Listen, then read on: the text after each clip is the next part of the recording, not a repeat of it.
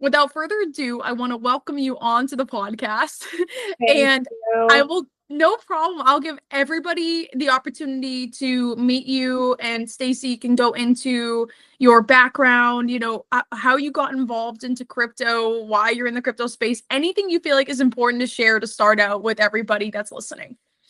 Okay, awesome. Well, I had kind of a business technology background, and I kind of went into systems integration and automation early in my career, and I spent a long time in that. And for those who are unaware of what that is basically just grabbing data out of one disparate system and then making codes and commands and algorithms to make it talk to the next system. And so that allows for like high-speed automation, something that you would see in like a manufacturing plant, which actually was very, very advanced, very costly, and takes a lot of coding to make that happen because each system has its own data, and the data is kind of just dumped into a lake, and then you have to extract it and make sense of it and then command it to the next piece of machinery. And so when blockchain came out so many years ago, I took interest because it was a way to decentralize data sets and allow the systems to tie in and write to a decentralized source. And that would allow for the next level of automation. And so to me, it was a no-brainer. It grabbed me like this. I'm like, this is happening for sure. So I started kind of taking note and showing up and hovering. And I was already involved in the startup community here where I live. And there was a buzz about it. And they started to have like the very first conference, which is where I met both of I knew my one business partner previously from around the way in the startup community. And then that's where I met my other business partner. And we just kind of all sat at the table like, what can we do with this, right? And the one was like, we should do a hedge fund. I have a lot of high net worth people that would love to invest in this, but don't want the mess of having a wallet or a key or going to these exchanges, because early on, there wasn't a really mature Coinbase. So having a way for people to invest without having to hold their key and, go on these websites and try to discern which one was, authentic and which one wasn't, was kind of our angle in the first company that we started. So that was the formation of the Cincinnati Crypto Fund, which is now like 7.5 years in, around 900% year to date. And we're focused on high frequency trading and systematic algorithmic types of trading, which, it has its upsides and its downsides. So if you would have bought Bitcoin and just held the last 8 years, you would have probably outperformed, but none of us knew if things were going to be okay. And so this was a means to kind of capture some of the upside and mitigate the risk on the downside, because you're trading like in algorithms, in and out, in and out, in and out. So you never just parked if it were to go to zero, which we all thought might happen years ago. So No, 100%. And there were many, many chances where it could have. So let's break down everything that you talked about and let's start talking in sections. So first thing that I think you said that was really good to mention is that blockchain is making data and organizing data and constructing data and recording data 10 times easier. So I can't imagine being in the job that you were in, like, data integration and all of that stuff. There's so much that goes into that. So like beyond blockchain being easier, like to record data, do you have any other, I don't know, thoughts around blockchain of like, maybe why should we use blockchain? Why should we get involved in it? I have so many thoughts. What I think most people miss, and I mean, most people are caught up in like, oh, there's these crypto coins and this is a speculative market, and they understand that it's some sort of technology, but they don't really understand what that is or what it's going to do or how it's going to impact them. And so what I would say is this is a lot like the internet. It is the new internet, the web 3.0. Like that is what people are missing. Is the internet was a protocol, and long ago somebody said, oh my gosh, with this protocol we could build all these applications and it could communicate information and perform functions, and wouldn't that be cool? And at the time nobody understood a protocol, infrastructure, what does that mean, and how does that information move across the web? So the internet's a protocol. This is also a protocol. It's just a new type of protocol that allows for the decentralization of that information, such that each system doesn't house its own disparate data, right? It can, but if we're doing it right, it would write the data to a decentralized position. So like if you think about anything that we do in today, right? We exchange information over email, built on that protocol on how we can exchange information. But we can take that information now and we can do it node to node, and we can do it in a decentralized fashion that allows the systems to tie into that. And so it really is just a protocol, and everything that is on the internet now is going to be rebuilt on this new protocol because of its efficiencies. And not just data, but in transacting, once you get to that next level of automation, you're able to reduce friction, make more seamless workflows. So on the front end, the user's not going to notice a huge difference, besides the fact that in the day-to-day, you used to go into this system, pull this data out, email Judy, then Judy would take it and upload it into her system. So there was a manual function that happened in between there that will be automated because of the way that infrastructure and that protocol allows for information to be exchanged and shared. Right.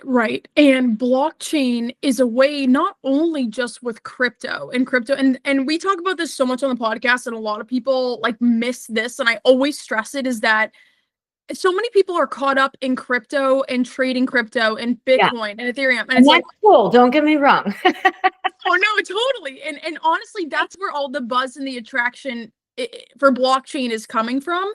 But I try to teach people and tell people, like, Ethereum's interface is so much more than just buying and selling Ether and trading Ether. Like, there's D-apps now, there's NFT marketplaces now, and there's all different kinds of smart contracts in place that allow the technology itself to be running and managing transactions and recording data and history. It's no different than the bank managing your money. And let's say you sent an ACH from me to you, and then the bank is monitoring that and has a certain protocol and how that information is shared.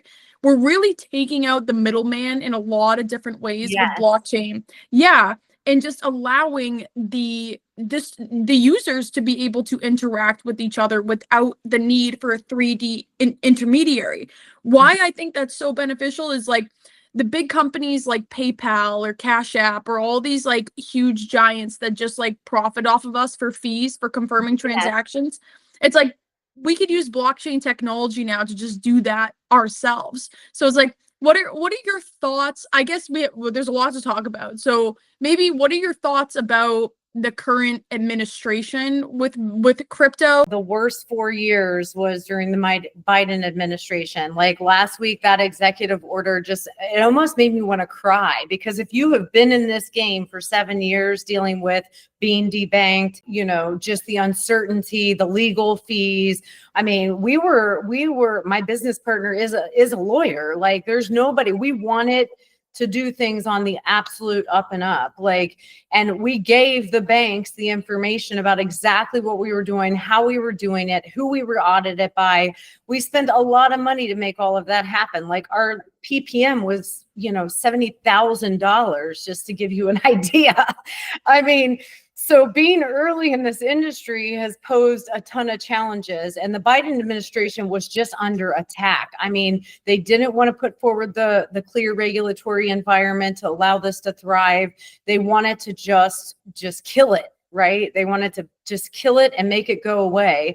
And some of those challenges were like banks. I mean, we've been kicked out of like 5 or 6 banks, like overnight. Like, I don't think you understand, as a business owner, we all rely on banking, especially in something like a hedge fund. You're moving money and it's, getting into position. I have contracts that I've signed with my investors that say I will have this in position. And when a bank just calls you overnight and says, and this is actually a story that happened, like, on a perfectly normal Tuesday, you just get a call from the bank and your investors just wired $700,000, and it's in motion like this. It takes forever because that's how the banking system works now. And you get a call from the bank. They're like, yeah, our KYC AML department just decided, we're out with crypto. We don't want to touch any business that's dealing with crypto. You're like, whoa, wait a minute. Okay, well, all right, let's calm down. There's a $700,000 wire floating across. Just let it land and let us get that money moved. But the answer is no. It's closed immediately without any need to explain to me. They have shut down every piece of my banking. They've taken my $700,000 and locked it down at their corporate office. And they tell you they have 30 days to issue you a check. We had to take a second mortgage out on one of our houses to float that money so that we were honoring what we had signed with our investors, because they had the ability just like that. You've disclosed everything. You're humming along 6 months in. And just like that, you have no bank. So, last week's administration releasing that choke 2.0 is over is like, literally brought tears to my eyes. Like, I think it did for everybody. And honestly, like, the more people that I talk to, the more people that I meet with, I am trying to collect a series of their banking stories, because even I myself, so this podcast is hopefully the beginning of a business venture that I have in mind. And it's all just educational resources in crypto. If you want to learn, take a class, watch a podcast. It has nothing to do with crypto trading, nothing. Nobody, no bank, not Chase Bank, TD Bank, no bank that I talk to would represent us. And it's like, so another guest speaker, I think it was the last guest speaker that was just on, was talking about how America is we're the capital in the country of innovation. Yes. So it's like, just because a lot of people didn't understand crypto doesn't mean that we should, or that, there's scams and there's fraud. By the way, there's scams and fraud in everything that we're in. Yeah. So it's like, just to diminish that and turn a blind eye, it's like it's defeating what the United States is originally founded for, and all the inspiration but they within. really weren't. That's what makes it so criminal what they were doing. Everybody knows the history of banks. Okay, if you were a Black person in 1950, you couldn't get a mortgage. They could easily just tell you no, write their own little rules, and then you're done. There's nothing you could do about it. That's what it felt like to be a crypto company. And meanwhile, you've got Jamie Dimon, touting at the tower like, this is a fraud. It's only used for scams and drug dealers. And meanwhile, he's spending how much money building his own stuff, because you have to understand that the banks, the way that they currently operate, we have to deal with them. They hold all the capital, and therefore they hold the power, and they nickel and dime you for fees. And that's their business model. There is no incentive for them to automate and improve transacting, because they make money off of that. So, while they were squashing it down and kicking us out, they were building, they were strategizing, and they were thinking, how are we going to get control over this so we can keep the power that we have right now in the financial market, which is criminal. It's criminal. So this is a huge victory. And this new administration, for better, for worse, right. For crypto, it's good for us. And it's been a really rough 4 years that we're coming out of, just facing challenges like that. It's hard enough to run a business, it's hard enough to be up at night figuring things out that you need to figure out in order to keep your business operating and scale. But to add those challenges that really are criminal is just crazy. So I am relieved.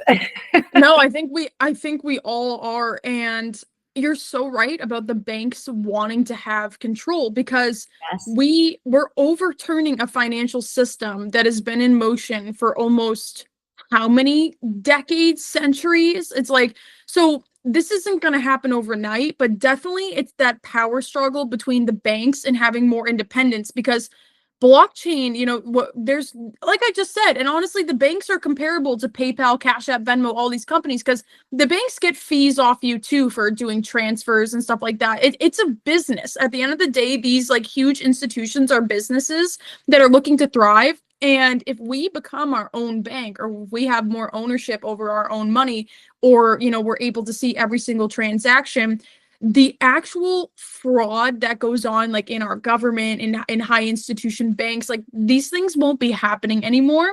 So we're really trying to overturn a lot of the corruption that has happened, not only just in the crypto space, but just in our whole the system in the United States. When we left the gold backing, that was really the beginning of the end. There was no good way that this current monetary system could continue on into infinity the way that it is. We are moving towards, on top of the technology being awesome and the decentralization of data and the automation and all of that, we are going to move back towards an asset-backed monetary system, in my opinion. I don't know how long that's going to take, but at the end of the day, you know, the dollar used to be backed by gold, and that was no longer. And we made all these crazy things happen in the monetary system, and we've seen it. We've seen them print the money and your dollar get devalued and the markets inflate and then they crash. Well, that's not normal. Like we've come to think that that's normal, but that is all manipulation by banks, and they shouldn't have the power to do that. Like I remember my dad retiring at 65 when the market crashed, and he had lost like half of his retirement just like that. You know, he was devastated, and that's happened cycle after cycle after cycle. So us moving back to a monetary system that is asset backed, and really that was the premise of the first, you know, Bitcoin protocol. Like somebody got mad, some tech person got mad, and they said there's a better way to have a store of value that is computerized but actually mimics gold. And it will not be able to be manipulated by the governments. And so that was really why Bitcoin protocol was even released. And now here we are, how many years later, and all of us have seen all that we have, and we're saying, yeah, we don't want that anymore. We're going to store our value over here because we think we can trust that computer system better than we can what the government's been doing. So that's another reason I love what's happening, because I will never forget watching my dad be so devastated going into retirement like that. And I mean, we're poised for the same thing, right? I mean, what goes like this has to bust, and we can't do that. 100%, 100%. I think just the innovation itself, it needs tweaking because we do experience a lot of fraud and a lot of scams, a lot of illegitimacies like in blockchain. And so, you know, with your career and what you've seen, blockchain has a lot of benefits in regards to organizing data, automating data, making recording data 10 times easier. But on the on the other scale, with that decentralization, we do run into a lot of issues with trust. So like trusting whoever I'm sending money to, trusting the blockchain itself, trusting the technology itself. So I think this current administration is trying their best to improve crypto's image, because really it wasn't, and a lot of things that I say on the podcast are from previous guests, but it's really not about all the crypto and blockchain and innovations themselves. It's really all the fraudulent companies, all the centralized companies like Celsius, for example, FTX, for example. It's all these companies and these fraudulent people that have given crypto such a bad rep compared to the actual technology itself. So I think, you know, like the Genius Act just got passed with Trump, which is helping stabilize stable coins and regulation of stable coins, and like World Liberty Financial's in motion. And there's so many things with this current administration that they're really trying to make us the crypto capital of the world. And I believe that, but I agree there's been so much trouble over the last couple of years with the lack of regulation, the lack of trust in crypto, the power struggles with the bank to actually get us to the crypto originated in 2008. It's taken us this long to consider regulation. So it's just crazy.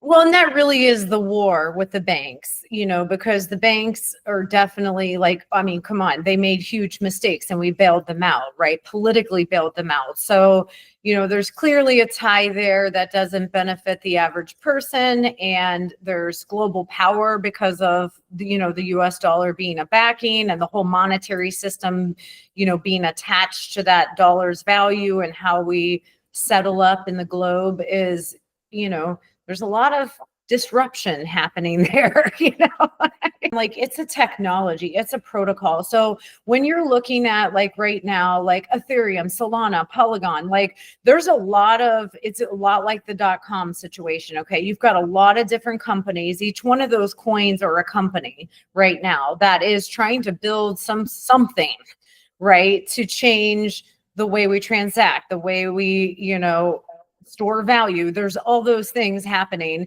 And, it's like a rat race, right? Like, early on Yahoo was great. Now it's Gmail, so that's going to continue to happen. So when you think about like all the coins that are out there, those are genuinely companies that are trying to change a piece of something by building applications on those protocols. And by nature of it, they actually use the cryptocurrency. So that's the other thing. It's like, all the buzz has been about the investment. Bitcoin clearly is holding up as a store of value that we have all agreed is a store of value. You've got governments agreeing that it's a store of value. It's a store of value. But when it comes down to like, actual functioning of a blockchain, Ethereum was first, right? They've got a huge community, but their transacting rate is very slow. So you've got other ones like Solana that's rising up fiercely, that figured out how to do it, faster, cheaper. And that's going to be huge when it comes to transacting. And so eventually these things are going to be adopted, and those cryptocurrencies are actually operating the protocol. So right now we're investing in them in a speculative way, and we're getting a return on that, and that's awesome. I think that it will continue. It's going to eventually level out as the adoption curve takes on and the infrastructure is being adopted and used. Then they're going to need those coins to operate the protocols just by nature of how it works. And so to me, I'm a person that believes you will never sell your crypto. Okay, like if you own Bitcoin, you should get your loan for your house backed by it. You should it should be used as collateral. You can take loans on it. I had a guy tell me the other day that he went into retirement 10 years early, and he's literally getting loans against his Bitcoin, but he pled with me like it's just got to rise this much over X amount of years, and that outruns the interest rate. So my Bitcoin continues to appreciate in value, and I can just take loans against it, and the interest rate doesn't matter because the value it's going up is more. And I'm like, I need to write this down. And this is I need help. guy. Like he really don't be shy to just step out there and learn, because that was shocking to me. And I do think that's the future. Like when we go to get a loan, it will be like, well, how much Bitcoin do you have? And like your loan on your house will be backed by that. Your car loan will be backed by that. You don't need to sell it. And then the future of these altcoins, some will go bust, some will be like a Yahoo, and, it's not going to be good. It's not going to win. They're not going to be in the top tier. And so maybe the value is no good and you lose there. But the ones that you hold that do get adopted, now they're going to be paying you staking, interest on it. You're not going to want to sell that either, because the interest rate is going to pay you to use that, to settle up the functionality of it is going to be great. So I personally think you should never sell any of it. I mean, if it goes down, you get one that's like goes down and doesn't work out and isn't adopted, then yeah, I can understand taking the loss and all of that. But for the most part, I say invest and hold. Hold. You're not the only person that says that. A lot of people that I talk to on the podcast say that you should, purchase crypto and hold it depending on which ones. But you're so right. There are going to be a few that do amazing. There are going to be a few that just the ship sinks and they fall through the cracks. And specifically with Solana, I had a podcast episode with just myself, and we were teaching about Solana, and like big companies like Visa that processes 60,000 transactions per second is now looking into Solana for payment processing. One of the best things about Solana that I think is important to mention is that they do, and what honestly helps them stand out against Ethereum is that they offer parallel payments or parallel processing. Yeah. So as long as two transactions don't completely match or they're different, Solana can process both of them at the same time. So it's doing double of the transactions twice as fast as Ethereum or Bitcoin would. And obviously Bitcoin Bitcoin is a layer 1. It needed a layer 2 to be able to process transactions faster. So there's more technology that's needed in that. But personally, I have purchased all my crypto. I'm definitely not going to be getting rid of it. Obviously, what we say is not financial advice, but truly Yes, all like we should have said that at the get-go. Like, it's even fine. though I have a hedge fund, what I say is not financial advice. It is only my opinion. No, and honestly, I bring people onto the podcast to share their opinion and feedback. Like Yeah. we need to hear that you know we're having issues with the bank. Like this helps people feel like they're not struggling alone, because when I was looking into banks to service me and help me, I was always thinking like, how are other crypto companies doing it? Like how is Coinbase doing? How are these other companies doing it? So it's like it's so nice to hear that other people like went through the same issues Well, and I did struggled. have to say that one incident that I was telling you about, this is how I know for a fact, and you could see it with Jamie Dimon and the way that he attacked the market, and he all the while was building and you know, trying to strategize. But like the actual bank that kicked us out, you know, we were big in our little city, like out speaking and educating people, just kind of how you are right now. Like once you get a hold of it, you realize like everybody needs to understand how important this is. This is not just important to like how we hold our money or the fact that the government can't manipulate the dollars, but like, you know, who doesn't want to reduce their transacting fees at the bank? Which one of us wants to pay $40 and wait 3 days for a wire, you know? But that actual bank that kicked us out like that, a month later, we had speaking engagements all over the place. Like people knew like, okay, we started this crypto fund. I was a founding investor in 10XTS, a software company that's tokenizing assets. And that was the beginning of that. And so we were asked to speak and help educate. We were very happy to do that. Well, like 3 weeks after that bank did that to us, we like looked on the calendar and we're like, oh, we're at the Kenwood Country Club on Thursday. And my business partner called me. He's like, you're never going to believe this. I'm like, what? He's like, do you know who we're speaking for on Thursday at the country club? And I'm like, who? It was the same bank that kicked us out. They were hosting. They had all of their financial advisors rally up their clients to the country club and enlisted us to speak about crypto and your company. Okay, they wanted to educate their clients about crypto in their company, and they had just kicked us out. And ironically, if just fate wouldn't have it, I think I had mentioned to you, the software company also ran into banking issues. Because you're tokenizing assets, and part of the regulatory environment as it sits. And this is also where like the software side's really been hindered. Like people like us were trying to tokenize assets to allow for liquidity in secondary markets of things like real estate REITs that you would never have before. Okay, but we ran into banking issues because a bank has to hold custody of a security. And so we ended up, you know, getting so frustrated because we couldn't find a banking partner. Just like you said, nobody wanted to touch it. So the state of Wyoming released an SPDI charter, which is a special depository institution, and they wanted to be the leaders of digital asset banking. And so they released a certain type of charter that would not be like it's a non-lending institution, but it would allow for the custody of digital assets, which no other bank wanted to touch. So the software company assembled a team to go for this bank charter, and we had got it that very week that we were speaking at that country club. And so he went up there and he was like, you know, we buzzed around the room and we were like, you know, that's funny that you're having this because you just kicked us out of your bank. You know, we're a crypto company.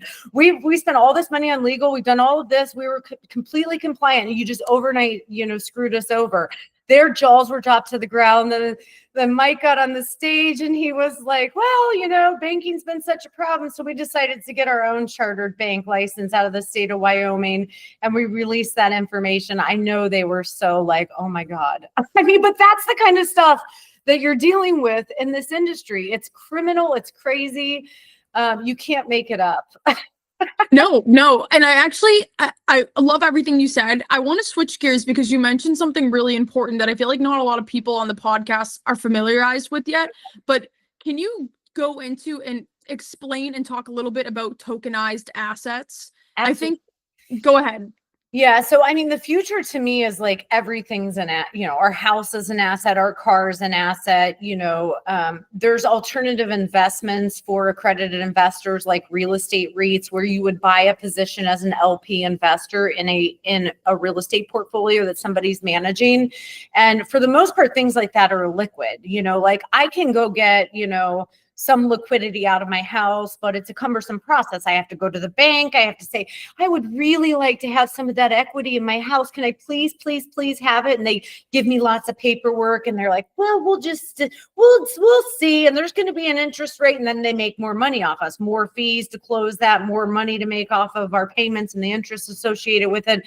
So there's a lot of assets in the world today that have no liquidity or very hard to get liquidity. And so with blockchain, tokenizing an asset, which is what the software company is focused on, allows for you to take all of the documentation, and this goes back to the data problem, all the documentation that enumerates that asset as the asset. There's title, there's paperwork that's signed, and tokenizing an asset really is taking all that documentation and tokenizing a digital representation of that asset and encapsulating all the documents that enumerate that asset legally as the asset that it is, and putting it in a place that can be provisioned. So in the future, when your house is tokenized, when your car is tokenized, when the real estate REIT is tokenized, again, right now, when you have a house, you have to go get a title search, and the title search has their little system, and that takes however many days. And then Judy at the title company emails it over to the mortgage company, and then they upload it into their system. Like in the future, everything associated with the asset that enumerates it legally as the asset would be encapsulated into a tokenized version of it, and you would be able to provision that in real time to whoever needs it. If you're going to sell your house, the title's provisioned for the new mortgage company to take a look at that and to do the title transfer work. And it would all happen inside of the blockchain, so that everything that happens is hashtagged and encrypted. Like when I put all of those documents into the vault, is what we call it at 10xts, then if somebody's going to sign something or look at it, every single thing that happens to that asset over its lifetime is there's a hashtag for it. You know, Judy opened the vault and looked at the title. Judy provisioned for so-and-so to do the title transfer. Like all of that is immutably kept in a record, so that when you're doing audits in the future, you know, what happens to things, whether it's the title in your house and all of the things that associated with it, even a bottle of Tide at the manufacturing level. Like think about how that's going to impact the supply chain. Right now, if there's a recall on meat, they're taking a wild guess. I mean, they can move it down to like certain lots, but let's say that all those systems that I just worked with in manufacturing, the vision system, the filler system, the recipe system, the conveyor system, all of those things have data points with each associated with each bottle as it's moving down the line. And then it gets loaded onto a truck and it goes to a warehouse. And then there's bills of lading associated with it. And each one of those is a different system. But in the future, every single thing that happened to that one bottle of Tide will be put into one single thing, so that we can go right to it and say, oh, yeah, the filler did it at this time. It was loaded onto the truck. This truck transported it. It went to this warehouse, and Judy bought it at the point of sale. We'll have every information associated with one unit because of the power of what this technology can do. Yes. And you know, like somebody had come on the show that was talking about like tokenized real estate and how like if you wanted to buy, and I could be wrong, maybe you can clarify, but if you wanted to buy or own a property, for example, I mean, you were just talking about titles and all that stuff, but if you wanted a share, you could actually get like a tokenized, like your share would be tokenized. Yes. To prove and you ownership. Hold it in your wallet. And if you want it, like, let's say I think in the future, and this is again, just my mind dreaming up what it could be, but if my house were tokenized and I held, you know, the bank holds 10% and I hold 90% in my wallet, I have the right at any time to take my 90% and I can go to a secondary market and say, hey, maybe somebody wanted to invest in the Mason, Ohio real estate market. It's really hot and I want to get a pool. So I want $100,000 of liquidity. I can put that up there and it can be sold, and everything is on smart contracts between me and that person. Now they have 100,000 invested in real estate in this market, and I have the liquidity that I wanted to go put my pool in. There's no need for a bank to monitor that or for us to all beg for our money. And things like the real estate REIT, you know, typically when you invest as an LP in a real estate REIT, you're at the mercy of whoever's managing that real estate REIT. But in the future, I can get in and out of that. So like Templum Markets is building the secondary market for digital asset liquidity. So in the future, I can buy in like 50,000, 100,000 into the real estate REIT. And let's say, you know, 2-4 years down the road, I'm like, yeah, that, you know, I'm just okay with it. It's not doing that great. I'd rather move that money into a different asset. I just go to a secondary market, move it out of my wallet and sell it to somebody at the market rate. Right. And we know that market, when there is a market like that, it drives up costs as well. So I have a better investment now that I have liquidity. It's a more desirable investment when you can have liquidity. So that's another way that, you know, this is changing the way that we will have assets and sell assets. We'll have freedom. You don't have to go and, you know, get a broker and go through all this stuff and the paperwork. It will be easy. And again, all of those paperworks that enumerate that asset as the asset it is, my position in the LP, my right to that percentage that I own, it's in the token. I'm selling it. Somebody else pulls it into their wallet. Now they own it and everything's there. They have executed the new ownership. And now that's hashtagged in that record keeping.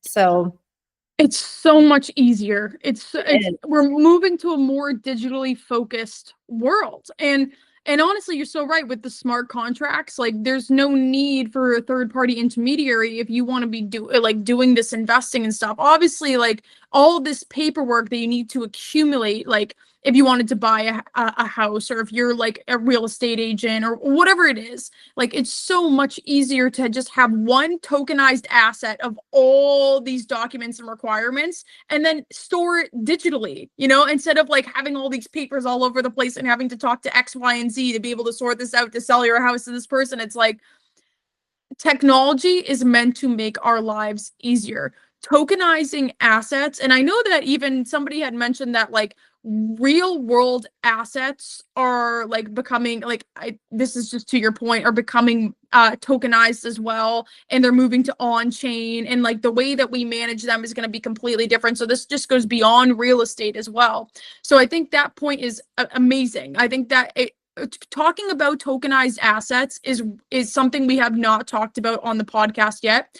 But you said that this was a software company that you're still involved with, or? Yeah, I kind of stepped away. I was serving for a couple of years as the VP of Enterprise Solutions. So that kind of mixed with my background and dealing with clients and understanding how we could tokenize their assets and, you know, getting ready for that secondary market that there would be liquidity for. And about a year ago, I decided that I wanted to kind of go full time and do this nonprofit. I know that's crazy.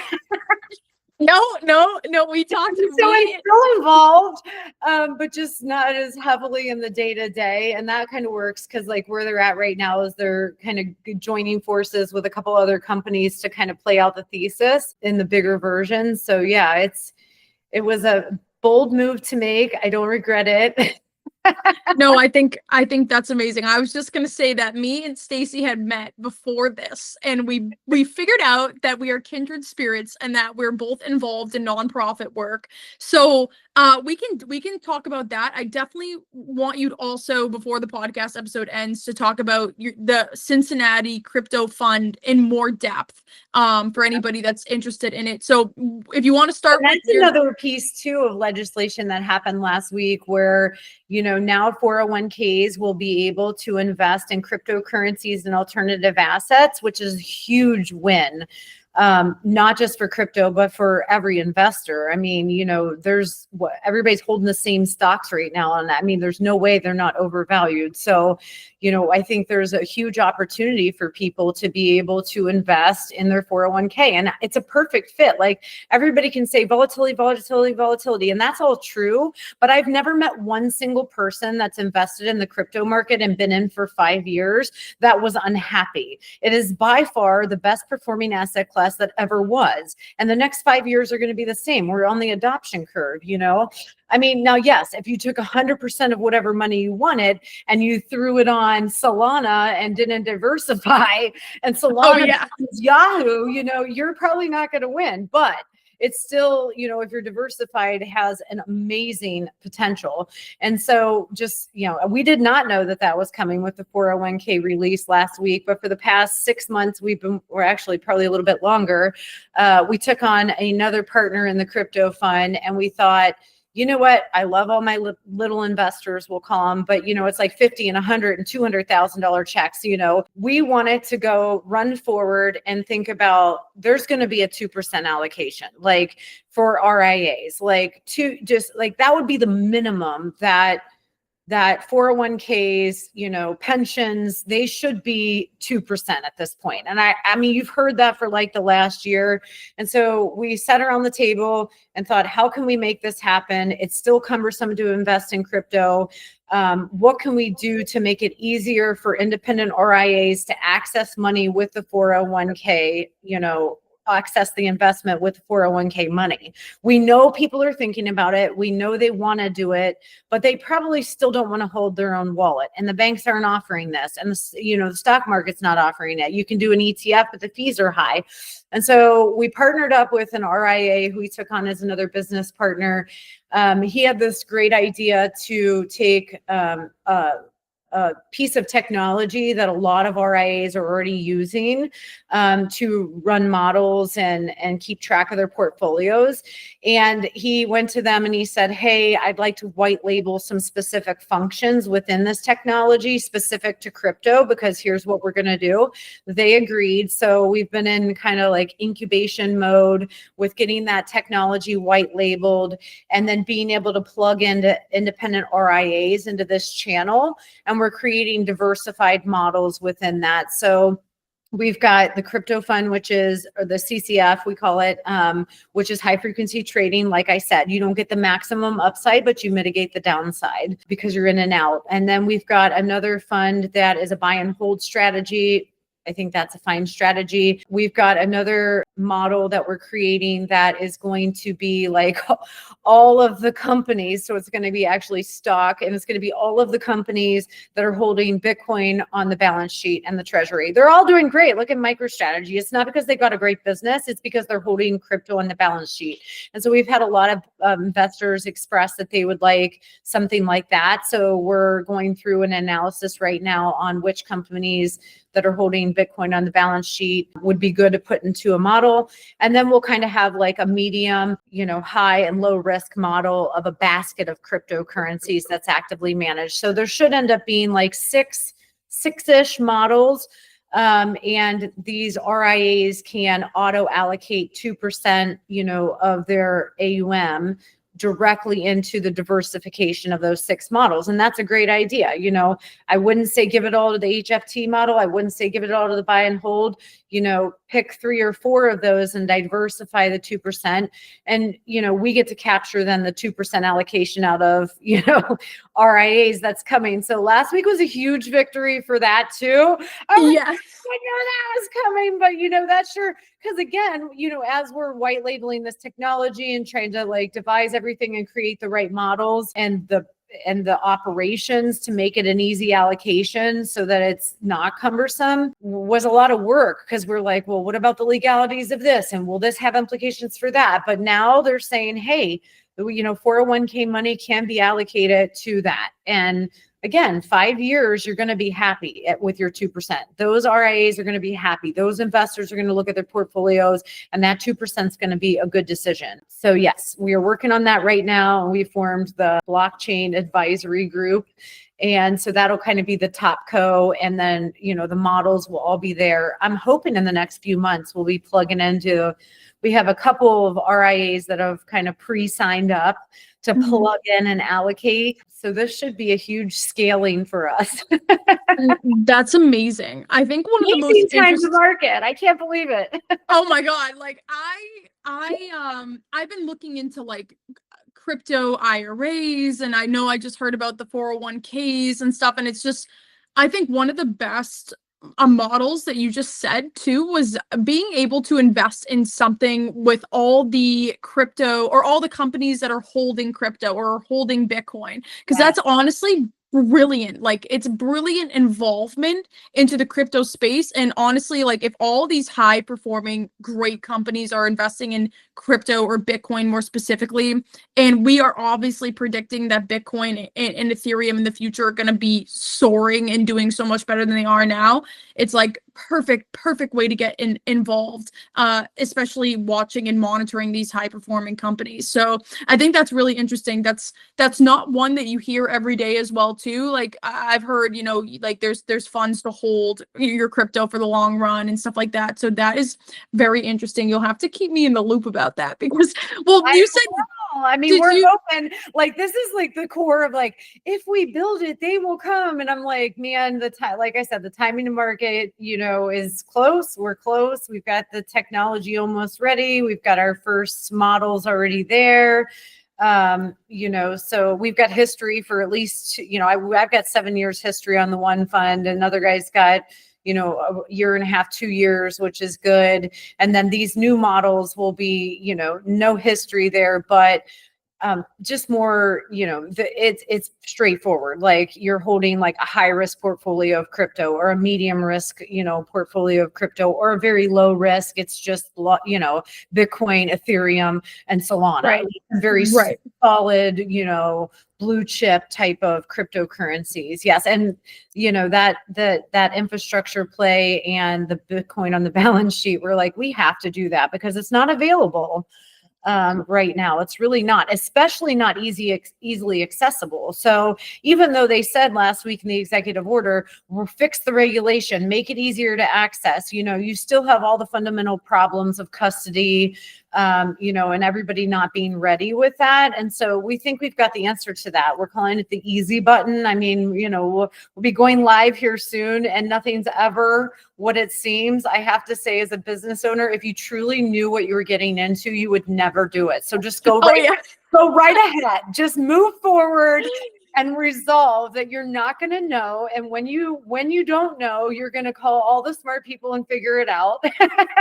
It's so true. And even with cryptic humility and like running this podcast, like issues that come, Yes. even this isn't like some high tech, you know, thing to do, but like as issues come, I just try to resolve them as soon as possible. And truly, like running a business and being a business owner is a huge commitment. It is an absolute sacrifice, but we're so needed in this space as pioneers in the space and trying to solve all these massive issues that are happening. It's like it gives me so much purpose to do this every single day. I'm not just doing something that everybody else has already done or something that's already been solved, or you know, like I'm a pioneer in solving something that is actively still being created and regulated in real time. Like the banks, like I'm gonna look back on this when I'm older. I'm gonna be like, wow, when I was getting involved in crypto, the banks didn't even accept crypto yet. Like I'm gonna be one of those old people that are like, oh, when I was your age, like we didn't even have this yet.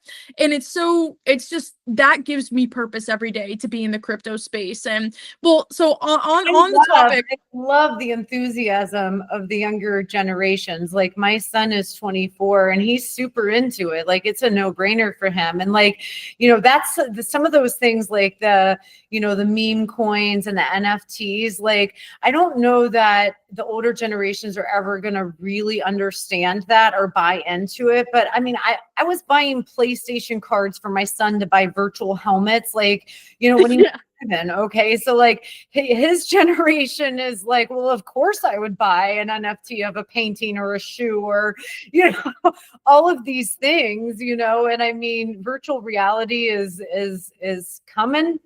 And, you know, those things are going to be important. And maybe the baby boomers or even my generation won't get it, but you know, our younger generations are living in a virtual world. I mean, I had a stepkid that would play Barbies on FaceTime, and like that was, you would be like, do you want to have your friend over? And it didn't matter. Like she was just as happy to be on FaceTime. And I find that now, you know, years later in my own life, like I talk to my family on FaceTime and it's just as well as seeing them. You know, I prefer in person, but we're moving towards a virtual augmented reality and world. And so even those things like NFTs and meme coins that people don't understand, it's coming, it's going to be adopted, it will be successful. No, 100%. I think too, like even the generation younger than me is like so much more involved because Ethereum having D apps and virtual worlds and like, like when I was young, I went on my computer and I went on like Club Penguin and but like I never went on to like Ethereum then had this like D app interface where I could connect with other people and there wasn't anybody monitoring the program besides us. Like that's so much more advanced than like TikTok and Instagram where we have a centralized company that's managing things for us. And I was going to ask your thoughts on meme coins, so I'm glad that you mentioned that because as good as meme coins like can be too, there's a lot of fraudulent activity that happens within them, but I think like the NFT marketplace will be huge, like for gamers too. Like my brother is a huge gamer, so like I get that. Just like how we used to go to auctions for paintings and things that we deemed of value. It's just like now we're doing that all digitally online. You can have your asset can be tokenized. So like if you wanted to claim ownership of some, I don't know, some crazy like FIFA player or whatever from this game that you play, you can get that tokenized and you can prove your own ownership of it. The blockchain is Web 3.0 and Web 3.0 is going to be very focused, and our younger generations are focused on virtual reality, augmented reality, and user experience. Like right now I have to go and search out, I want to shop at, Sephora. I'm trying to buy some makeup, but in the future, and I think, Facebook was just a little bit early with it, or, with their Web 3.0 virtual world. But, the way that we look at the internet will be a very user experience. Like you're going into the mall, there's stores, they've got a 3D scan of your body and you will be able to try on clothes. Like, people will buy real estate in that virtual world to have their storefront so that we can go into it and interact. And it will be an experience rather than me just going to the store, right? The stores exist, but it's going to be an amazing user experience in this virtual reality. And all of that is blockchain based. So, how you transact, how you buy the property that you're putting your storefront at, all of that's going to shift. I don't know how long it's going to take for all of that, but it's all being built. And so like when you see the NFTs and the meme coins and things like that, people are like, I don't understand, it's like somebody trying to say, oh, I'm building this email application to transfer information over this protocol, but why would we need to do that? They're just not understanding. But you really have to think about like the Oculus, the augmented and virtual realities, and the internet will be an experience. It will not just be like this, online 2D, go to the website, it'll be a real experience where you're going into the virtual augmented mall.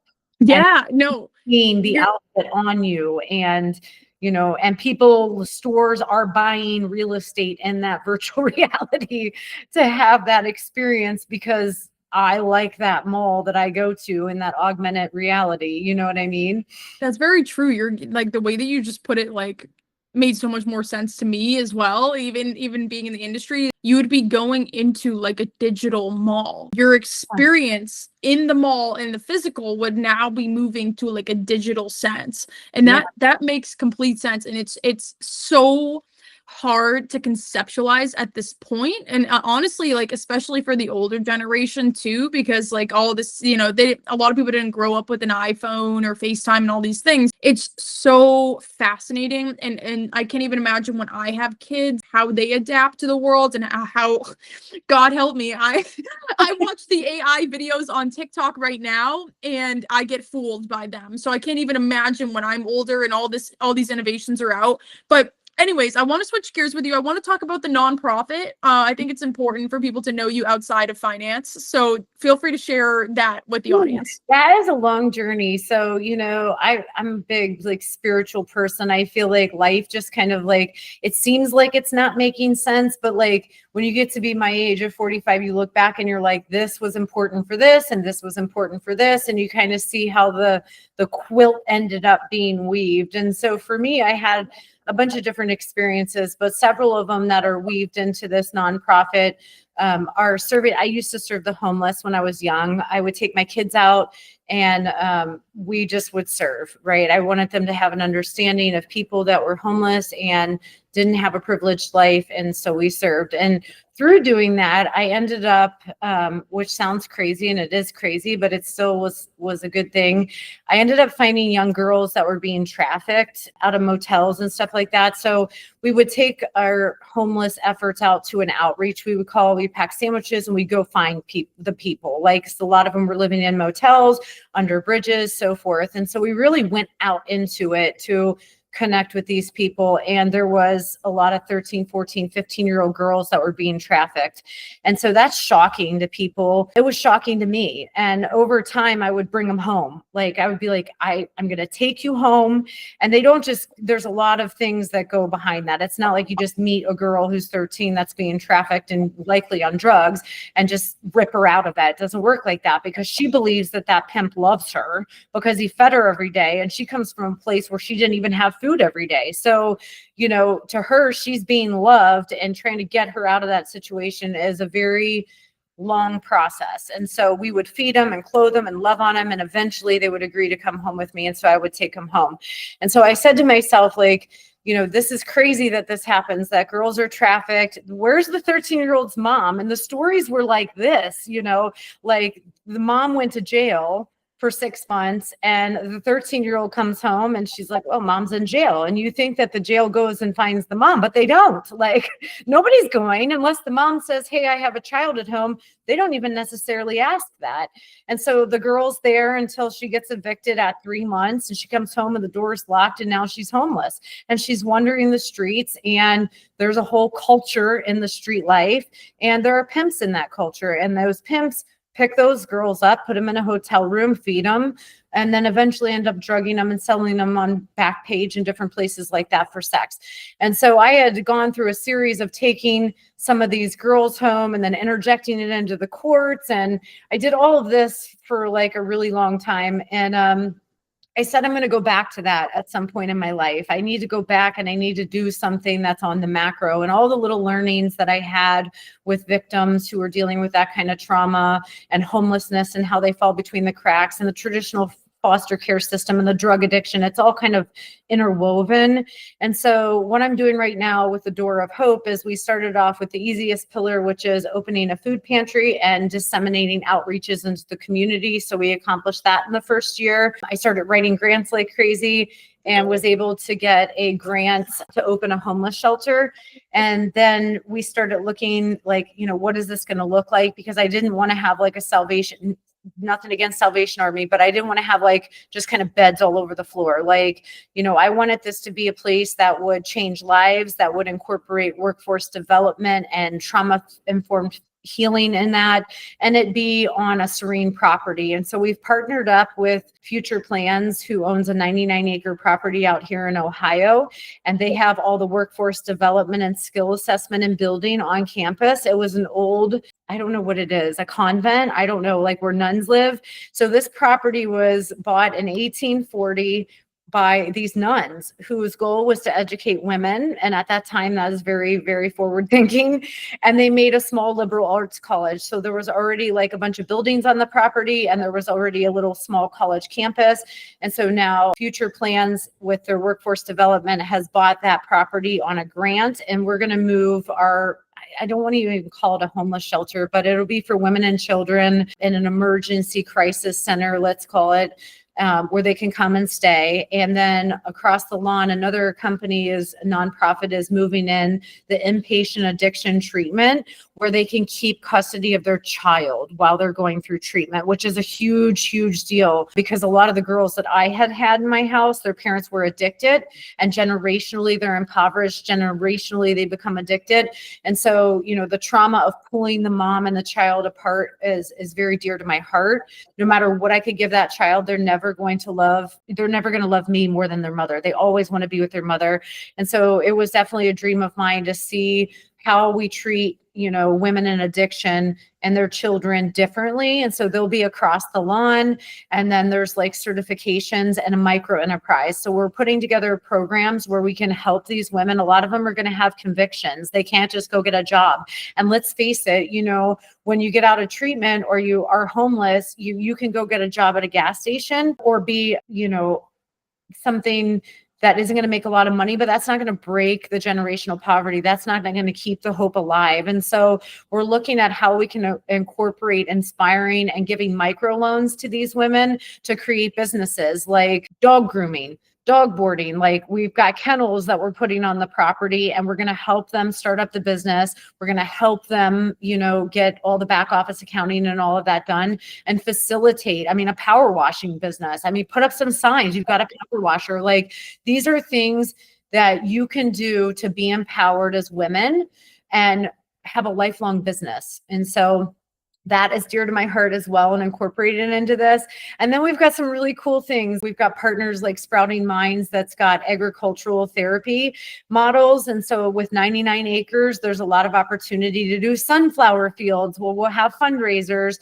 Our residents can help and work and do that. But the guy is going to come and do therapeutic models where the therapy happens outside of the white room, like where your hands are in the dirt, you're relating seeds and how it cracks open and grows into, how you're healing from your trauma. So that's really important to me as well, is just making it a very holistic healing center. And the nuns left a lot of art equipment there. There's a huge, pottery studio and all this stuff. So we are hopefully going to be moving onto that property in the next 60 days. We're waiting on some basic renovations. That's kind of the big overview of what I'm working on with this nonprofit. Jesus Christ. Yes. It is it is amazing everything that you're doing. I was gonna say, like, how the hell are you doing all that you're doing? Like, it's absolutely amazing and honestly so fulfilling to help. I can't even take credit for it, because when you're doing the right things happen. Like it just does. Like everything I can look at in my life, I can say I put my foot forward. I had no idea what I was doing, but I gave it a little swing, and then all these people and places and things showed up. I can say that about the cryptocurrency. I can say that about, the software company. I can say that about every last little thing that's ever happened. And so, I know that was one of the initiatives on your podcast is like, how do you develop confidence? You know what, honestly, you learn a little, you take a step, you learn a little, you take a step. And, that's how everything I've ever done, great that's ever happened. I can't even take credit. It's like, oh my gosh, can you believe, just like I said, like we're almost ready to release the scale to the RIAs. And last week the administration's like, whoa. And it's like, I couldn't have dreamed that up. It could have gone the other way. We could have had, another 4 years of a bad administration and, waiting it out. So it's so true. And I want to just say, like, speaking spiritually, you have followed your own path. You followed your own destiny path. You followed your own calling that lies deep within your heart and in your soul. That's why things have worked out for you. That's why God and your spirit guides and everybody have made a way for you, is because honestly, I'll share a really quick story. So like, obviously we connected because we were both involved in nonprofit work, and a lot of people on the podcast kind of know what the nonprofit I do is, but it's a community garden. And I kind of just took a leap and reached out to a bunch of farmers to see if they would be interested. One person got back to me. They happened to have a pond right there for a watering source. They were 15 minutes away. He donated the land to us. Like he had machinery, equipment, everything. So it was just like, wow, like you're so right. Like I took that leap, and not knowing anything about gardening or farming or anything.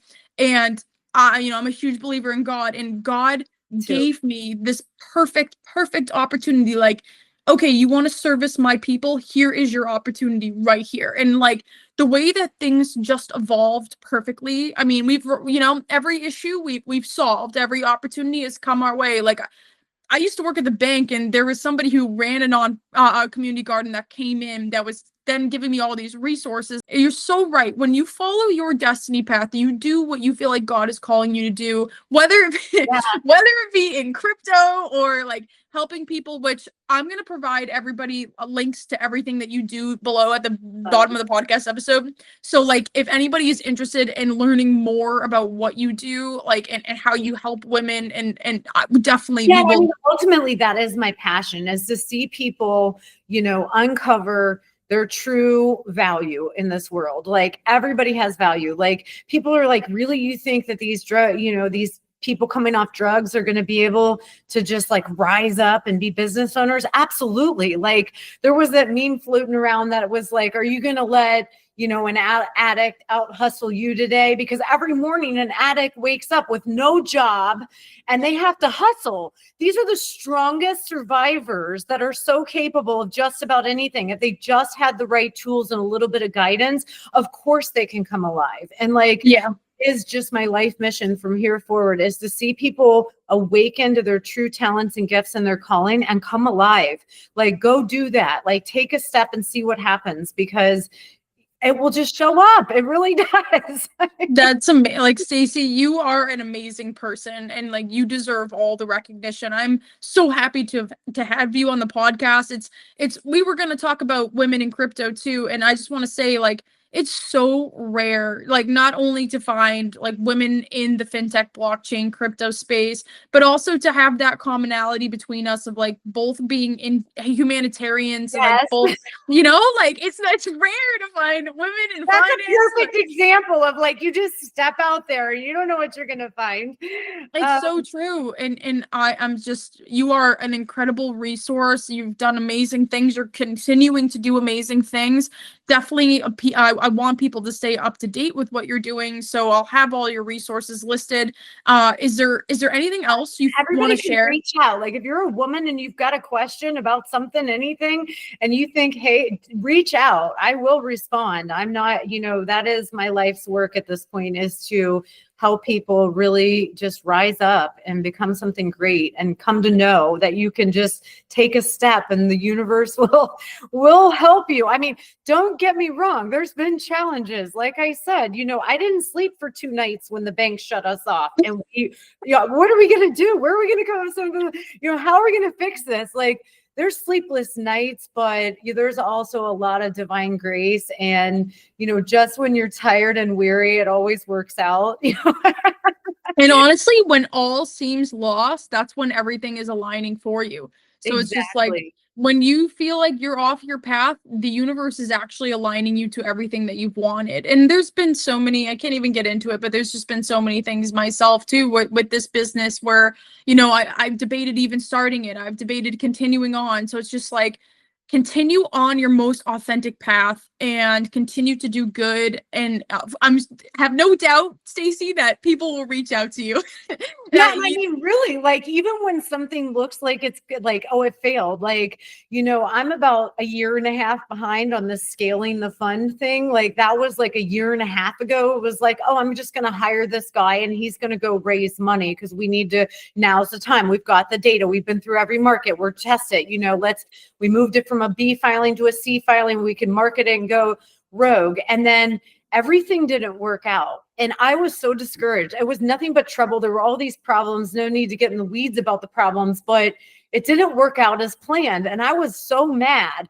And then just right behind that came the RIA guy. He was already having this idea with the technology. It was 20 times better than the idea that I had to just go hire one guy to go pound the pavement. Like, so even when you think all hope is lost and your idea failed, just push a little bit further and see what God has. Because if he took away or shut a door, the other one's about to open, and the other one is immeasurably more than you can think or imagine. Like it is like your It's idea so true. was like this, like control is an absolute illusion.